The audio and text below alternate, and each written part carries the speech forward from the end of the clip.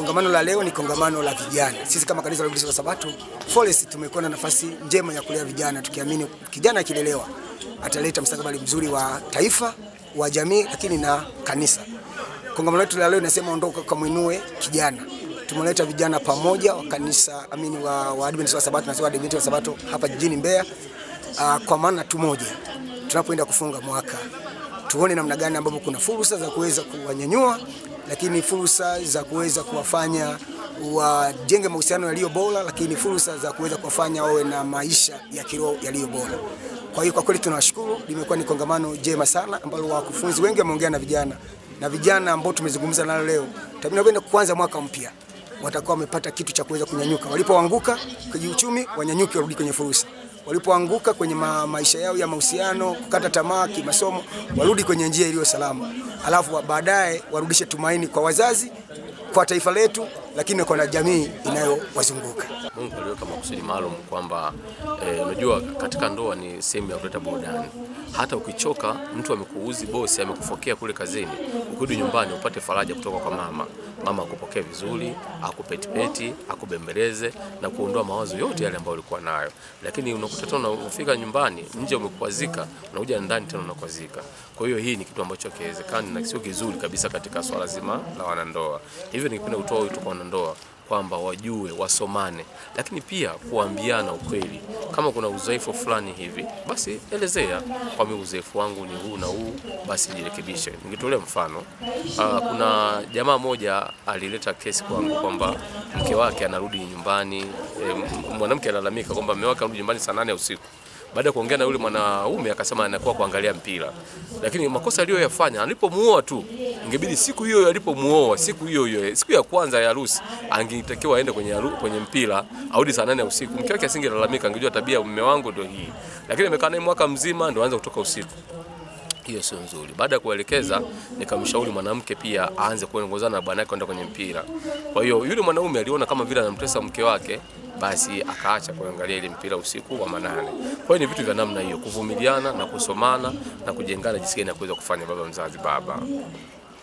Unajua ndugu mtangazaji kwamba vijana wengi sasa wamekuwa ni vijana ambao wanakata tamaa na kuanza kuilaumu serikali, kushinda vijiweni, kushabikia timu za Uingereza, sio Man City, Real Madrid, Chelsea, wakati kumbe hata kule Uingereza hizi timu hata haziwafahamu na wala hawajaifika.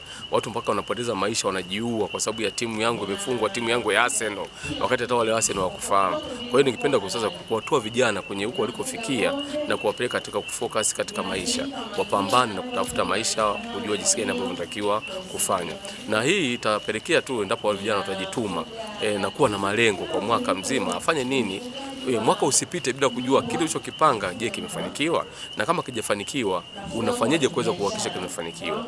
Kwamba katika maisha, katika mwaka mzima unapoanza, ugawanyishe katika sehemu 4. Mwezi wa kwanza, kwa mfano unataka ujenge mwaka huu, mwezi wa kwanza mpaka mwezi wa 3, kwamba hapa ni lazima nitafute kiwanja. Kwa hiyo utafanya juu chini, utajituma, utapambana, utaogopa mvua wala jua mpaka ukisha minua kiwanja. Unakuja mwezi wa 3 mpaka wa 6, unabeba mawe, mchanga, tofali. Kwa hiyo hapo pia unapambana. Mwezi wa 6 mpaka wa 9 unaanza kujenga. Mwezi wa 9 mpaka wa 12 ni kufanyia finishing na kuhamia. Na hata kama nyumba haijaisha, unahamia hivyo vitu. Utakuwa unakaa mpaka fedha ambazo uko unapanga zile zinamalizia nyumba, mambo yanaenda vizuri. Kwa hiyo kwa mwaka mzima sasa unakuwa umeshafanikiwa. Unafuata mwaka unaofuata sasa. Mwaka unaofuata labda nataka nifanye kitu fulani. Kwa hiyo ukiweka malengo ukapambana, mambo yatakuwa mazuri zaidi na zaidi baba mzazi kwa vijana. Waache kuilaumu serikali, wafanye kazi, wajitume. Hata kiongozi akiwa malaika pale, tunaona yani sijui labda kiongozi awe malaika. Lakini sisi binadamu ambao tumeumbwa tuko katika matumbo ya mama zetu, hata ufanye namna gani tunaonekana umekosea tu. Kwa hiyo tufanye kazi, tuachane na lawama baba mzazi. Maamuzi ya kuoa kwa vijana wengi sio maamuzi rahisi. Na ndio maana kijana anaweza akawa na kila kitu, lakini kufanya maamuzi ya kuoa ikawa ni jambo ambalo ni gumu. Kwa hiyo wakati ambao ni sahihi, niliona Mungu akitenda maajabu katika maisha yangu. Na nilipooa, miongoni mwa jambo ambalo prove kama Biblia inavyosema, apataye mke apata kitu chema, naye apata kibali mbele za Mungu. Kuna mambo yangu mengi ambayo naona Bwana ananipa kunipatia kibali tangu nilipooa. Lakini pia mke ni msaidizi. Kwa hiyo mke wangu amekuwa msaidizi wangu kwa hizi leo tupo siku ya 49 tangu umeoa. Jamani hesabu siku. Kwa hiyo of course na enjoy. Asante Kimwili ndio wakati niko single. Nilikuwa sijui kama nimewahi kulala vizuri. Unalala bwana na kibizo na paka.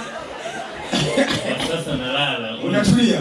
Ule usingizi ambao tunashauri wa masaa 8. Unalala wenyewe. Kwa sasa nautumia. Napiga na nyongeza masaa 8 na 5. Asante sana. Shemeji yetu anaitwa nani? Shemeji yenu anaitwa Eunice Yusufu. Eunice. Jamani dada yule. Dada. Shika maiki. Unamwangalia Lazaro. Mungu Lazaro namwangalia kwa yani ni tunu kwangu kwa kweli. Ni tunu jamani. No. Kabla hujaolewa na umeolewa sasa, unajisikiaje yani? Ukiwaambia mafungu hapa kila siku miaka yamehudhuria makambi 700 hayana mchumba. Unajisikiaje kama binti ambaye hujaolewa na sasa hivi umeolewa? Yaani kitu ladha gani ndani ya ndoa ya waadventista wa Sabato vijana? Sema kweli sasa hivi kuna mabadiliko makubwa sana. Nilipokuwa sijaolewa kiakili yani sisi binadamu mara nyingi unaweza kukuta labda una changamoto fulani unahitaji kukusaidia, labda nimewaza hadi hapa nimefikia mwisho, lakini toka nimeolewa pale ninaposhindwa, pale ninapoona kwamba siwezi kukaa, mume wangu ananisaidia. Kwa kweli nafurahi na enjoy sana.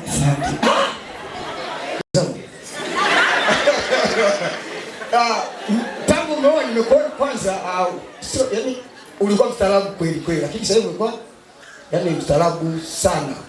Kuna wakati kabla hata kuweka nyongeza kwenye lesoni unamwangalia kama umepewa kibali.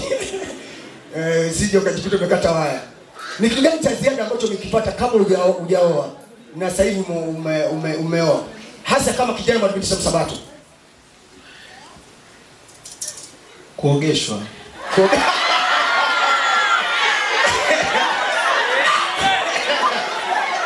Baba. Umepigaje hapo? Kuogeshwa.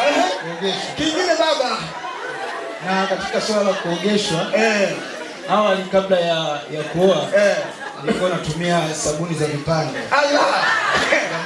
Unatumia kwanchi. Yeye ni shahidi, alipofika pale akamtoa akatupa vyote. Lakini sasa hivi nikaambiwa baada ya kutolewa sasa hivi kutoka za maji. Sabuni hata sio mpiro leza, hapana, ni za maji. Kuna sabuni za maji za kuogea.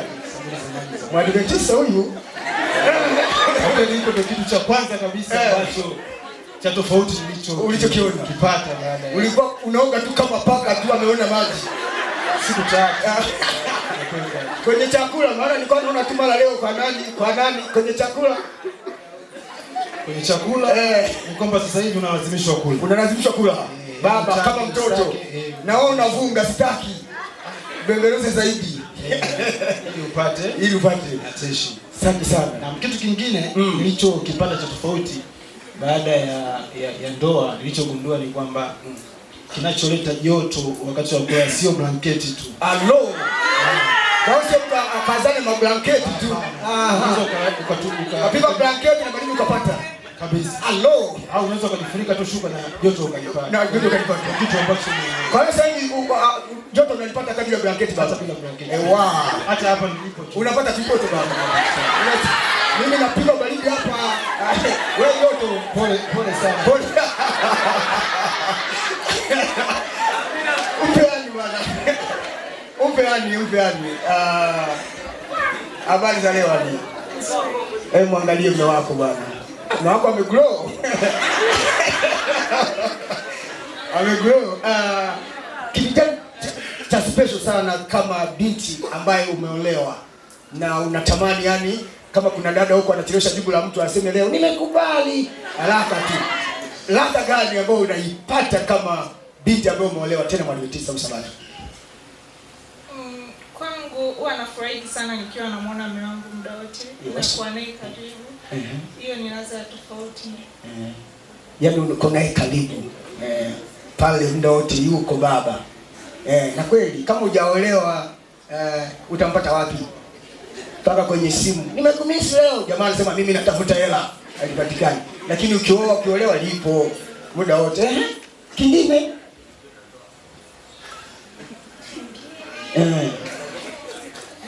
nimepata mtu wa kunifanyia skincare. Nilikuwa napenda kumfanyia mtu skincare. Kwa hiyo na umepata mtu wa kumskincare.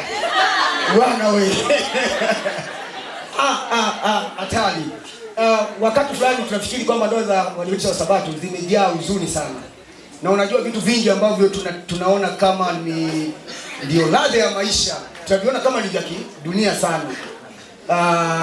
Watu wanatoka wanaenda kubash, wanatembea, wanaenda wapi, wanafanyaje? Ndoa zetu sisi tunaona kama zimepoa ni za fungu, maombi asubuhi, mchana, kufunga na kuomba na kufanyaje? Wewe unasemaje kuhusu ndoa za Waadventista wa Sabato? Kwamba zimepoa kiasi hicho, yani hazina ladha, hazina furaha? Hapana, sio kweli. Sio kweli. Zimechanga. Kwanza awali ya yote mimi kitu ambacho nafurahia zaidi kwamba nimemwoa rafiki yangu. Sasa ule urafiki umezidi zaidi. Kwa hiyo kuna mambo mengi ambayo kuna mambo kama umbea, yani kabla ya kulala lazima tupate dakika 45. Tunasema ni flavor za kulala, za kutafuta usingizi. So kudiscuss taifa, hata mtu binafsi